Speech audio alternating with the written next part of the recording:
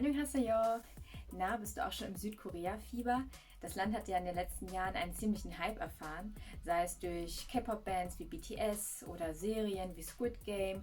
Auch die koreanische Kosmetik ist sehr populär. Aber was weißt du eigentlich über das Land?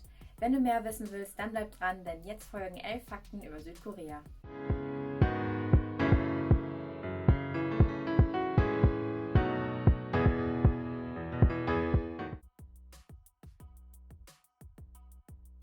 Kommen wir zum ersten Fakt. Dir ist wahrscheinlich schon aufgefallen, dass Korea eine andere Schrift benutzt als wir, also ein anderes Alphabet. Und das heißt Hangul. Hangul wurde im 15. Jahrhundert von König Sejong erfunden.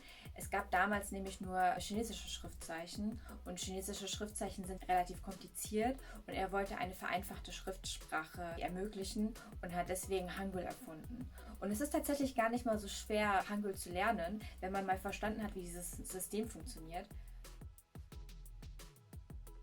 Hast du dich schon einmal gefragt, was für eine Religion in Korea eigentlich vorherrscht? Wahrscheinlich würden die meisten jetzt denken, es muss irgendwie sowas in Richtung Buddhismus gehen. Das ist auch gar nicht mal so falsch, aber tatsächlich ist es so, dass knapp die Hälfte der Koreaner Atheisten sind. Also sie bekennen sich zu keiner Religion. Und die anderen, fast 50%, die teilen sich auf in einmal die Buddhisten. Und was ich jetzt zum Beispiel gar nicht gedacht hätte, in Christen. Es gibt auch ein paar sehr bekannte Kirchen, zum Beispiel gibt es die Kathedrale in Myeongdong, die sehr bekannt ist und auch zu einer der Sehenswürdigkeiten in Seoul gehört. Aber wie gesagt, ungefähr die Hälfte der Koreaner sind Atheisten und die anderen knapp 50% teilen sich auf Christen und Buddhisten auf.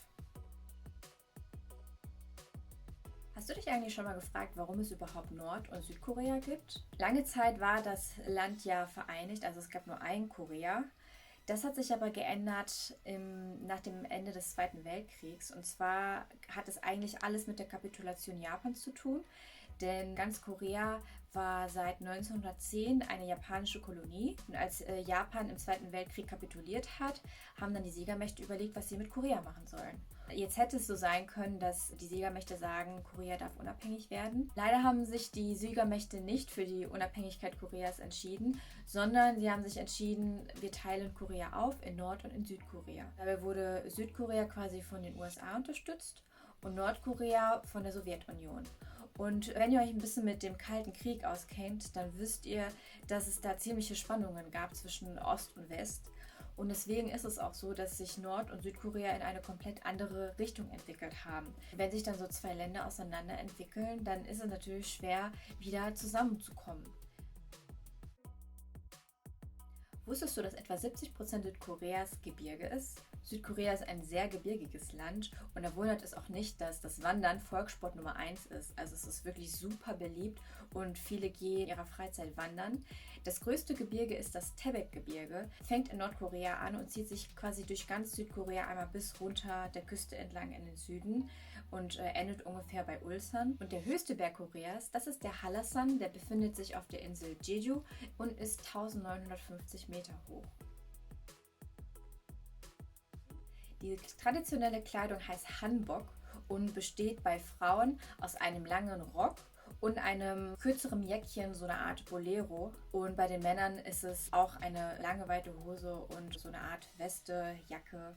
Die wurde damals tatsächlich im Alltag getragen. Heutzutage wird sie nicht mehr so oft getragen. Man trägt Hanbok heutzutage nur noch bei besonderen Festlichkeiten, wie beispielsweise dem Solal oder dem Chuseok oder auch bei Hochzeiten beispielsweise. Tatsächlich sind Hanbok auch sehr beliebt bei Touristen. Wenn man in Seoul zum Beispiel bei den Palästen unterwegs ist, dann sieht man ständig Leute in Hanbok. Das liegt auch daran, dass man freien Eintritt in die Paläste bekommt, wenn man Hanbok trägt. Also ein kleiner Geheimtipp. Aber ansonsten wird Hanbok hauptsächlich zu besonderen Festen getragen. Na, wozu könnte diese Schere dienen? Nicht unbedingt zum Basteln, natürlich ist es auch eine Verwendungsart, aber in Korea kommt die Schere vor allen Dingen in der Küche vor.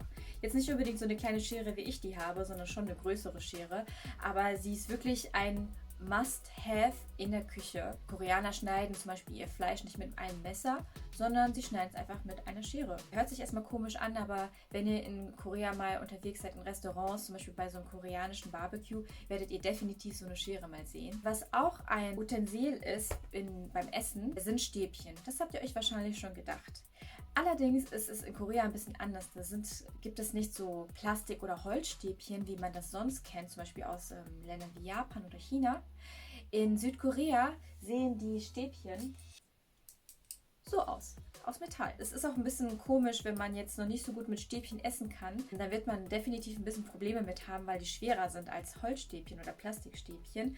Aber ja, Metallstäbchen sind auch ein typisches koreanisches Utensil. Bleiben wir doch direkt beim Essen.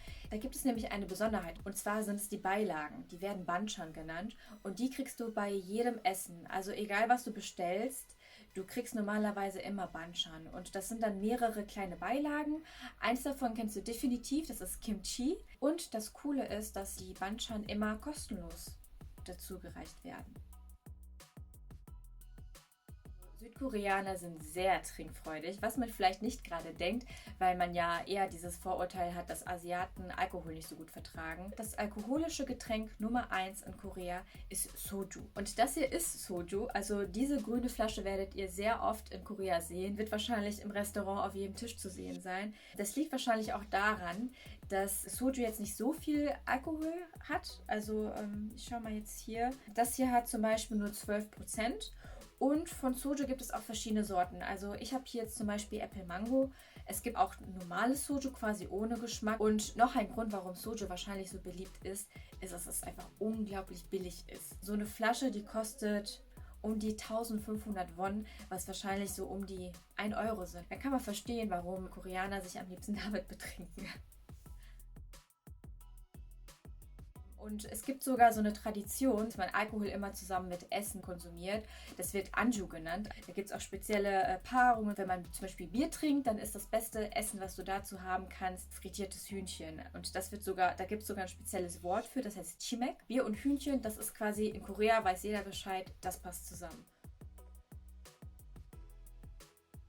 Der Fakt geht um die Eingangstür bzw. die Wohnungstür von Koreanern. Da ist es nämlich so, dass sie keine normale Tür mit einem Schloss mit Schlüssel haben. In Korea ist es nämlich üblich, dass sie einen Zahlencode haben, den sie eingeben. Also sie haben gar keinen Schlüssel, sondern die haben immer einen Code, den sie sich aussuchen, den sie dann eingeben müssen, um quasi in die Wohnung zu kommen. Ich finde, das ist eine ziemlich coole Idee, weil da musst du dir nie wieder Sorgen machen, dass du deinen Schlüssel zu Hause vergisst. Kommen wir zum letzten Fakt. Da geht es auch nochmal um das Wohnen der Koreaner.